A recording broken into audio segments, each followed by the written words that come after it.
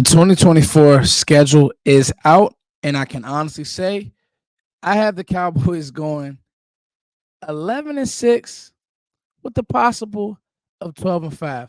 Foots, you're crazy. Foots, you're a homer. Well, let's talk about it. And I'm going to try to break this down in 5 minutes. I don't want to spend too much time about it because at the end of the day, this whole deal has been doom and gloom. This whole offseason has been doom and gloom. The Cowboys didn't do enough for free agency. They didn't draft the player I like, blah, blah, blah, blah. Well, now we get to football games. And I'll start off right off the bat. I think the Browns game is going to be very, very interesting because it's an uncommon opponent. And for everybody who's going to talk about how dangerous and how good of a player Myles Garrett is, what if there's a world where the Cowboys have a plan for him when it comes to using the tight ends, chips, even using Zeke and pass pro, and they just beat the Browns? And then you look at the Saints. The Cowboys are going to beat the Saints. Whether they lose to the Browns or not, the Dallas Cowboys are going to beat the Saints. Let me go back to the Browns for a second. I haven't spoken on this on a public forum, but I do look at the quarterback play in every game when I'm talking about a schedule, a record, any type of deal like that. Right now, no matter what you feel about Dak Prescott, he is a better player, better quarterback than Deshaun Watson. So that's number one. The defenses, even if you wanted to give the Browns the edge when it comes to the defenses, I do think that the Cowboys have the best offensive player in the game in CeeDee Lamb. So to me, when you're talking about all of those factors mixed with the fact that I just don't think that the Cowboys will be dumb enough to let Tyler Guyton just get baptized. Yes, it's going to be a tough game, but they're going to make sure that they have a plan for Myles Garrett.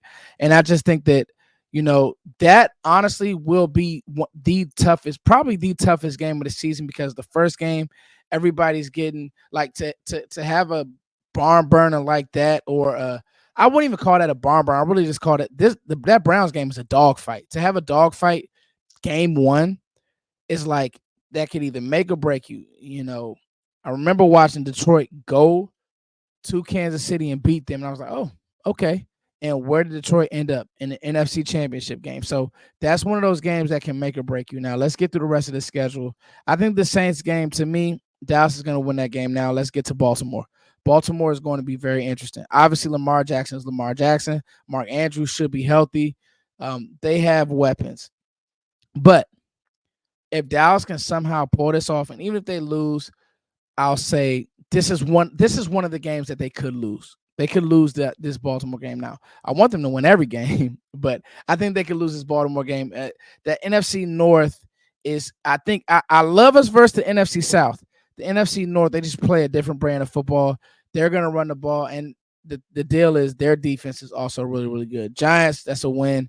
Pittsburgh is interesting because Pittsburgh is another team like the Cowboys that did rebuild their offensive line in the draft.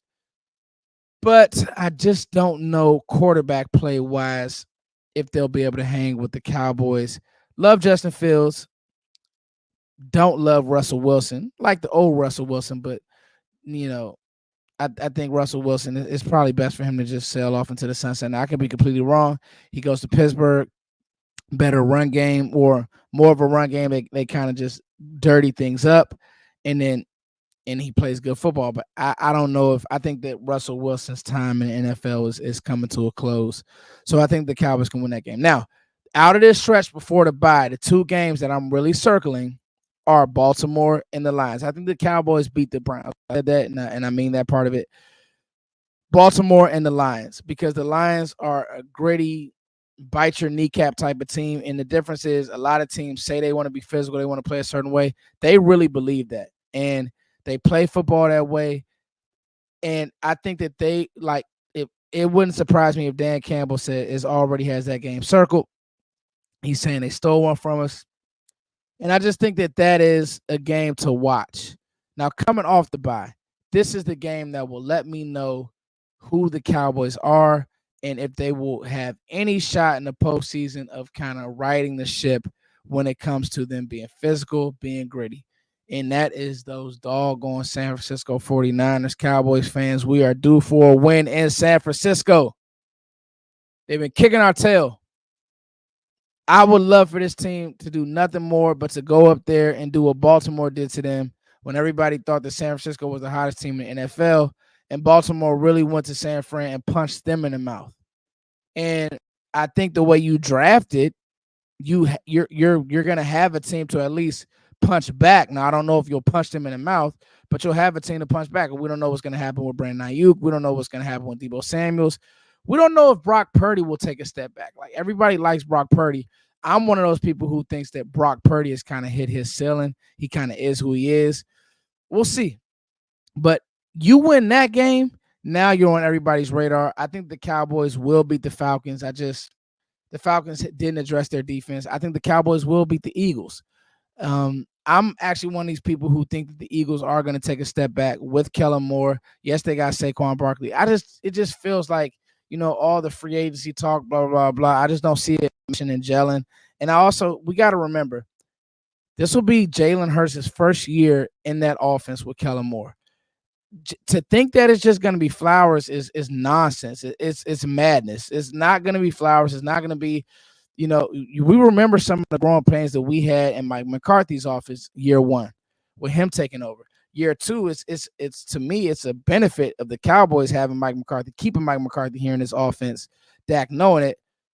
I just don't know how Hurts is going to adapt to a coach like Moore, who honestly, he's not that personable that I've seen. I don't think that he really relates to players. He's a very smart guy. He's a very X's and O's guy. But it was interesting watching him work with Justin Herbert and Brandon Staley, and Brandon Staley ended up getting fired, and they moved on from Kellen Moore. I mean, he wasn't able to fix Herbert. Herbert still has some of the same issues. And if you couldn't fix Herbert, we all would think that Herbert is a better quarterback than Jalen Hurts. So I just don't think that he's going to be the end all be all as far as fixing that offense. And then we got to talk about the Texans, because right now, if you ask everybody, the Texans are the best team in Texas, and I just don't believe it. Like it just sounds like it sounds like some of that dream team Philly crap that they had going on, and they ended up being the dud. I do believe in bringing too much, and I don't know if Stephon Diggs is the right player for CJ Stroud. Like, I think that you were probably better off just building with what you had in the building and just getting better in that way. Now, I do like some of the other signings, but I just don't know if Diggs was the right answer for Gil for CJ Stroud. Now we'll see, but I think that'll be a game. I just think that Dallas is better than Washington. You're better than Washington.